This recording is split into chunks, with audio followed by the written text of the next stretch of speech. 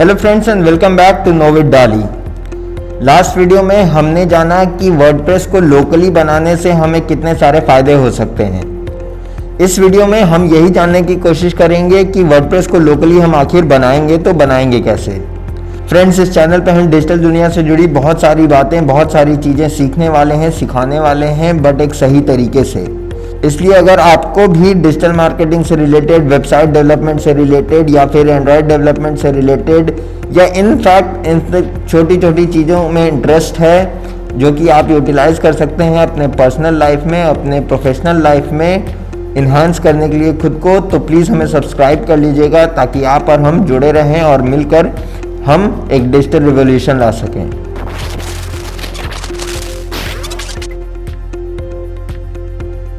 तो friends, WordPress को locally आपके सिस्टम पे चलाने के लिए आपको दो चीज़ों की ज़रूरत पड़ेगी। पहली है एक लोकल सर्वर जो आपको सेटअप करना होगा, और दूसरी है आपको वर्डप्रेस की इंस्टॉलेशन फाइल्स की ज़रूरत पड़ेगी। तो चलिए देखते हैं किस तरह से वर्डप्रेस को हम अपने सिस्टम पर लोकली इंस्टॉल करके वहाँ पे आराम से उसे रन कर सकते हैं। तो जो सबसे पहला आपको ज़रूरत पड़ेगा वो है XAMPP सर्वर का। यहाँ से आप अपने सिस्टम के लिए XAMPP को इंस्टॉल कर सकते हैं। अगर आप लिनक्स या मैक ओएस पे काम कर रहे हैं तो उनका भी वर्जन्स अवेलेबल है। विंडोज़ के लिए आप XAMPP फॉर विंडोज़ इंस्टॉल कर सकते हैं। तो यहाँ से आपको सीधे इंस्टॉलर जो है वो मिल जाएगा। सेटअप को डाउनलोड करने के बाद आपको नॉर्मल जैसे आप किसी भी एप्लीकेशन को इंस्टॉल करते हैं अपने विंडोज़ पे, उसी तरह से आपको उसे भी इंस्टॉल कर लेना है। बस इंस्टॉल करते समय एक चीज़ का ध्यान रखिएगा कि जब आप इंस्टॉल करेंगे तो इंस्टॉलेशन डायरेक्टरी वो दिखाती है। बाय डिफ़ॉल्ट वो C/XAMPP रहता है, यानी कि आपके C ड्राइव में एक XAMPP करके फोल्डर बनती है, वहाँ पर जाकर इंस्टॉल होता है। पर अगर कोई और जगह आप इसे इंस्टॉल करना चाहते हैं तो वो जो डायरेक्टरी जहाँ पर वो इंस्टॉल हो रही है उसे ध्यान में रखिएगा। इंस्टॉल करने के बाद आपको कुछ इस तरह का पैनल देखने को मिलेगा।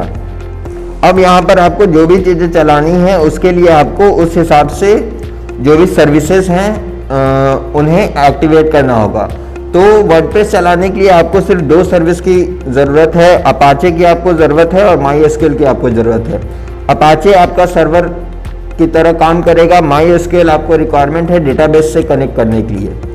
तो अब इसके बाद ये दोनों सर्विसेज हम स्टार्ट कर लेंगे जब हम कभी भी लोकल होस्ट पे अपने वेबसाइट को रन करना चाहते हैं। इसके पहले आपको क्या करना है, आपको एक और फाइल की ज़रूरत पड़ेगी। आपको वर्डप्रेस डाउनलोड कर लेना है। तो आपको डाउनलोड कर लेना है वर्डप्रेस।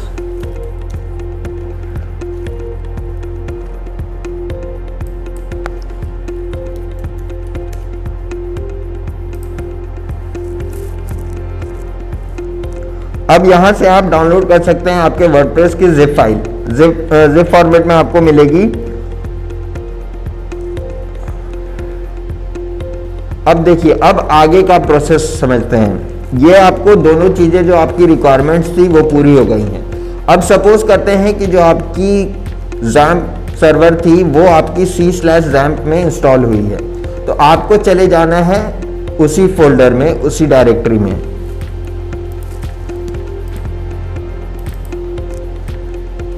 तो देखिए, अगर आप डिफ़ॉल्ट लोकेशन पे इसे इंस्टॉल करते हैं तो आपको विंडोज़ अपनी C ड्राइव में XAMPP करके एक फोल्डर देखने को मिलेगा। अब यहाँ पर आप कर सकते हैं, यहाँ पर आपको कुछ नहीं करना है। यहाँ XAMPP फोल्डर के अंदर आप चले जाएंगे। htdocs करके एक फोल्डर होगा इस फोल्डर के अंदर। अब यहाँ आपको कुछ नहीं करना, यहाँ आपको बेसिकली एक फोल्डर बना देना है जिस नाम से भी आप वेबसाइट बनाना चाहते हैं। सपोज कीजिए मैं वेबसाइट बनाना चाहता हूँ kwd.com या इस तरह का कुछ, तो हम एक फोल्डर बना देंगे kwd।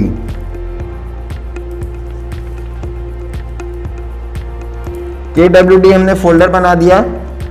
अब इसके बाद हम क्या करेंगे कि जो हमारा वर्डप्रेस का इंस्टॉलेशन, जो हमारा जिप था, वो हम इस फोल्डर के अंदर मूव कर देंगे। तो यहाँ हमारा वर्डप्रेस का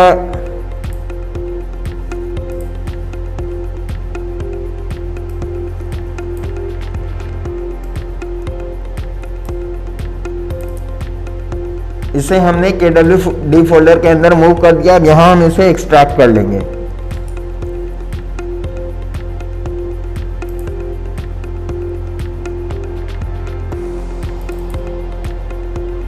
इन पूरे कंटेंट्स को हम उठाकर वापस से कट करके इस KW के जस्ट अंदर यहाँ पर पेस्ट कर देंगे। अब ये करना ज़रूरी इसलिए क्योंकि ये एक तरह से आपकी जो वेबसाइट की आपकी होस्टिंग और डोमेन होती है उसी तरह से ये भी काम कर रहा है। तो ये बेसिकली आपका डोमेन फॉर्म कर रहा है। तो अगर मैं उस फोल्डर के अंदर उसे छोड़ देता तो आपका डोमेन नेम जो था वो हो जाता kwd/wordpress। अभी हम चाहते हैं कि हम kwd पे ही हमारी होम पेज रहे, तो हम इसलिए इसे उस डायरेक्टरी उस फोल्डर के अंदर रख रहे हैं। ठीक है, अब आपको क्या करना है कि अब आपको अपाचे और MySQL दोनों सर्विसेज को स्टार्ट कर देना है। जैसे ही स्टार्ट होंगे, अब देखिए आपका दोनों ग्रीन हो गया है, आपको पोर्ट्स मिल गए हैं। तो बेसिकली इन दो सर्विसेज को आपको ऑन करने के बाद अब आपको अपने सिस्टम में किसी भी ब्राउज़र को ओपन करना है और विजिट करना है लोकल होस्ट। तो हम लोकल होस्ट विजिट करेंगे। अब देखिए क्योंकि आपकी सर्विसेज ऑन है, आपकी सेटअप सारी अच्छी सी हो गई थी, इस वजह से आपको इस तरह का वेब पेज देखने को मिल रहा है। यहाँ से आप पहले चले जाएंगे PHP My Admin में। ये आपका PHP My Admin उसी तरह काम कर रहा है जिस तरह की आपकी होस्टिंग सर्वर पे आपका PHP My Admin काम करता है। आपको देखिए उसी तरह का यहाँ पर इंटरफेस भी देखने को मिल रहा है। यहाँ से आप एक नया डेटाबेस बना लेंगे।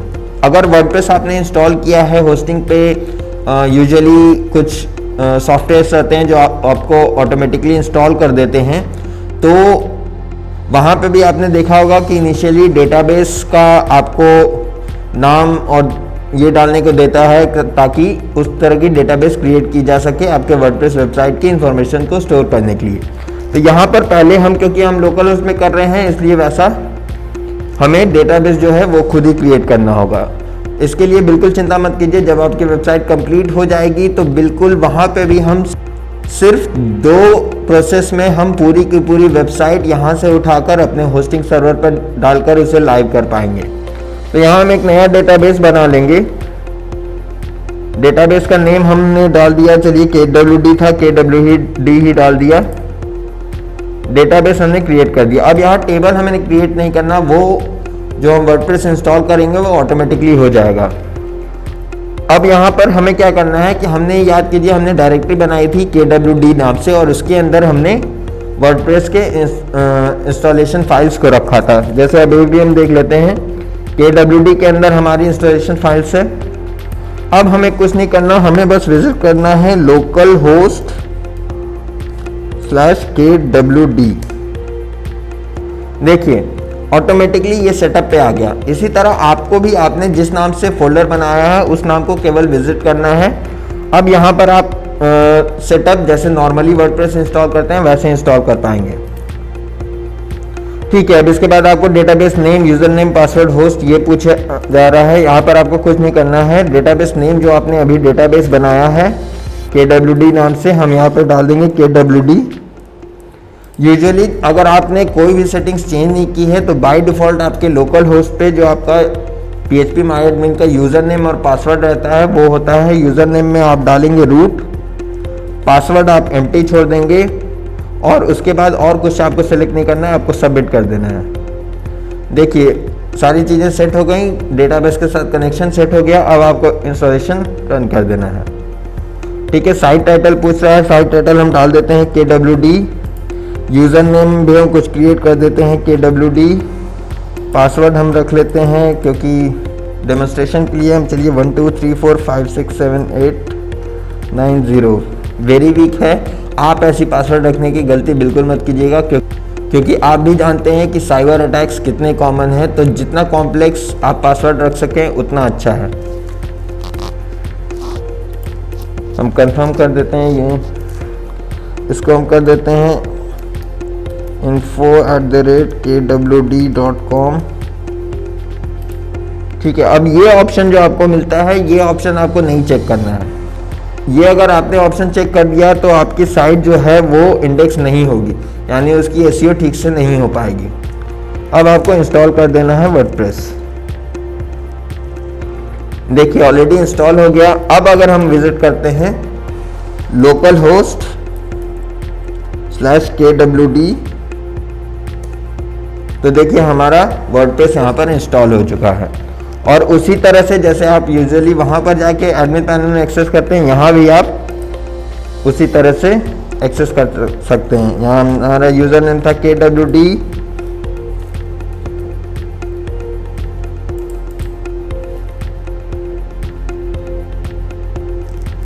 देखिए आपका वर्डप्रेस का डैशबोर्ड खुल गया।